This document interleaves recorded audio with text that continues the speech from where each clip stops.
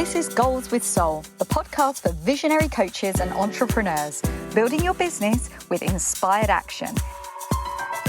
In alignment with your mission and authentic message, so you can create impact for your soul clients and feel lit up every day. I'm your host, Jo Ingram, married mum of 3 daughters from London and a former ad agency director turned business coach and strategist. In Goals with Soul, we blend revenue generation with energetics, marketing strategies with pranic healing, and ambitious business goals with our soul's desires. If you're looking to build your business with less efforting and more ease, this is the podcast for you. Let's dive in.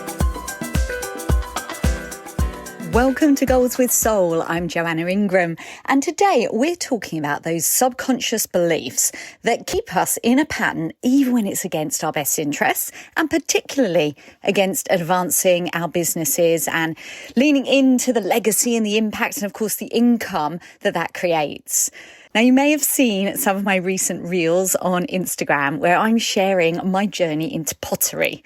It's something that I only took up maybe 4 months ago, and it came about because I knew that I have a tendency to overwork, to put too many hours in at my desk and to use work as my creative outlet. Now, perhaps you resonate with that. Perhaps you too spend a lot of time doing creative pursuits within your work, such as writing and video editing and perhaps doing podcasting and all these great things. And I get such an immense amount of joy and sense of achievement from those. But I realized that it wasn't really getting back to that grounded place that my soul needed most. And I realized too that actually my business elevates and expands in direct relation with how much I'm expanding my energy. And for me, that meant finding something creative, particularly get my hands in that clay on the earth and creating something beautiful that requires me to be mindful, to pay real attention to what I'm doing, which means I literally cannot focus on anything except the pot right in front of me while I'm on the wheel. And I've learned the hard way. I've created a pot and then stuck my thumb in it. I've created a mug and then dropped it. I've just found it really, really hard, or rather to say, a real lesson in mindfulness and slowing down. In fact, I went into a class just last week, and it was an evening class where the Pottery studio offered a troubleshooting evening for anyone that needs to master the wheel, which is absolutely me. And I went along, and one of the first things he said to me when he was observing me on the wheel spinning my pots was, slow down. He didn't mean slow down the revolutions of the wheel. He meant slow down my hands, slow down my mind, slow down, breathe. And no big surprise, but this advice alone enabled me to bring my pot up higher than I ever had before. And no, I didn't stick my thumb in it or drop it on the floor afterwards. I'm really looking forward to trimming it and then glazing it and using it in the kitchen and drinking my tea while I'm on my client calls. And while we're in the middle of the class, this big cat wanders in. I love cats. I've got a little cat called Olive that we adopted from a rescue centre at the beginning of lockdown. And seeing this cat brought everybody in the class joy. It was like a group of school children with a pet wandering in. Everyone's, ooh, oh, look at the cat. It's so cute. Everyone wanted to give it a little tickle under the chin. And it was lovely. I mean, many of us enjoy having animals and pets around, except this is a pottery studio. And everywhere in this pottery studio are shelves full of partially made and completed pottery. Every member there has a shelf, as do I, and you keep all your pots in there while you're in the middle of making them. And then there's shelf upon shelf of all the completed pieces waiting to be collected. A shelf full of cups, plates, bowls, you get the idea. And this cat, like all cats, likes to jump. And there's a sign on the door that says, I'm very cute, but please don't let me in because I like jumping on the shelves. And of course, it's very hard to keep this cat out because the doors are often open. The cat's always wandering around. And the teacher turned to another member of staff and said, have we named the cat? And the lady said, yes, the cat's called The Situation.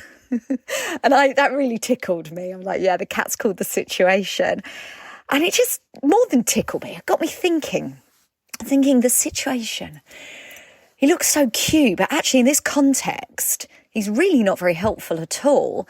And immediately start to think about the ways that my mindset gremlins crop up. Those things that are designed to keep me safe, designed to keep us all safe because, we're very similar humans and you're listening to this podcast. So I'm going to bet that you and I share a lot of similar mind gremlins. And I realized that fear of judgment and imposter syndrome, that keeping small, keeping hidden was there just to protect me. It's the cute cat kind of coming in stealth. It's like, oh, it looks so cute. Oh, yeah, this is good. This is necessary. It's okay because I can regulate my nervous system. If I protect myself, I can feel calm. I feel in balance. But it's an illusion, right? It's not the reality, because the reality is that you are here to make an enormous impact. And in order to do so, you have to stretch out of your comfort zone in a way that really challenges that cute, cuddly pussycat that's curled up inside your mind going, I'm very comfortable, thank you very much. You can leave me be, it's all good. And you're like, no, it's not all good. This is a situation because I'm not stepping into my next level. And I see this repeatedly with clients who come to me, having worked with many of their own clients who are misaligned, and they're leaning into overworking, doing work they don't love because they're pushing forward for achievement and they want to stay in a particular lane that seemed right at the time when they first launched their business or when they first got this idea coming out of corporate oftentimes. But actually in the new way, in the way they're seeing the world, as their intuition is starting to speak to them more, they're knowing, this isn't quite what I want to be doing. In fact, oftentimes you have a client or more than one that you get to do your real soul's work with, and you get the tingles. Sometimes the hairs on my arms stand up. And as I'm sharing something and we're co-creating, many times my clients will say, oh my gosh, I've got tingles. I'm like, I have too. We know we're on the right track. Our souls are giving us the clues here. And you'll get something similar, I'm sure, with your own clients, the ones that are truly energetically aligned. And you're thinking, whoa, more of this, please. But here's the rub, because oftentimes, although you're doing it actually within the context of your business and your coaching sessions, when it comes to your marketing and your messaging, it's nowhere to be seen. Whatever this magical soul's expression isn't something you talk about. And I felt this very strongly when I first started dialing in the intuition-led side of my business, and leaning into spirituality is something I talked so much more about here on this podcast and within my containers. I realized that I wasn't doing it in my marketing. I still had this little gremlin on my shoulder saying, yeah, but if you do this, those people you used to work with over in corporate, in the advertising world, if they see you saying this stuff, they're going to think you've lost your mind. They're going to think, well, what's up with her? I almost felt, no, well, not almost, I did feel that I would lose credibility. And it took a big shift in my mindset, in my energy, and in my absolute commitment to take my business forward with joy and sustainability. And of course, those 3 months in burnout certainly helped, because I saw the contrast that exists there. The way that I knew I wasn't doing my soul's work and I was playing small. And I knew that I wanted to create a legacy, that I'm an expert in my field, that I can create dramatic impact and, yes, wild income too. And I knew that I couldn't stay comfortable if that was going to take place. And at the time, I took a small piece of action, although it didn't feel small at the time. And I simply changed my LinkedIn bio. I changed it from saying that I was working for a leading advertising agency, which of course I loved having that, and moved it over to say, not only am I running my business, not only am I coaching online coaches in business, but I'm soul-led too. And I remember just going, oh my word, this was such a big shift. But afterwards, the energy opened. It was almost like my first portal into really owning who I am and what I do, who I do it for and how I do it. And that's the soul's work that I now do with all my clients. If you can't explain easily in your messaging and express yourself with extreme courage and visibility in your marketing, you're going to have a problem, my friend.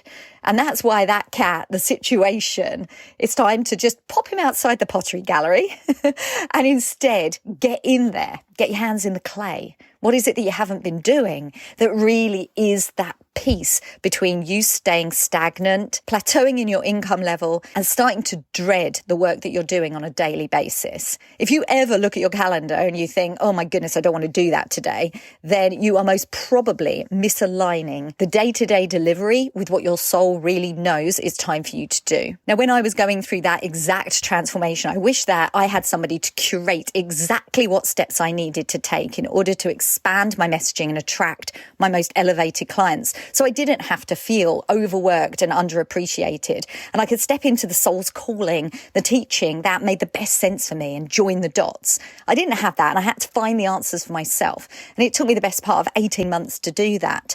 And it's no surprise that now this is one of my most sought after pieces of thought leadership, what I share most in all the things I do on my online places, and particularly in my containers. Recently, I launched the Aligned Messaging Accelerator, which gives you the most potent clarity on your soul's message, so you can clearly articulate your work, so your most aligned clients can understand what you do, can appreciate your point of difference in the market, and have extreme trust that you're the person to get them that transformation they desire most. I teach my aligned marketing strategies, which, unlike most courses and programs, are completely channel agnostic. It's about finding the energy that's right for you, so you can consistently express your soul's message and attract your most aligned clients. If you've been spinning your wheels for a while and know that you need to elevate to your next audacious level to attract your soul's clients, right now I am looking for 3 established visionary coaches who are ready to uplevel their client attraction with authentic and aligned brand messaging. If that's you and you'd like to know more about how this could work for your specific brand, niche, offer and business, simply pop on over to Instagram, send me the word aligned, and I will share all the details. The link's also in the show notes. The time is right now to move beyond the situation, because ultimately it's costing you. Whatever it is that's keeping you safe is also keeping you small. And I know that you know it's time for you to play big. It's time for you to level up your audacity, level up your brand expression, and level up the quality of who you attract to work within your business. Have an inspired action week. Take care. Bye now.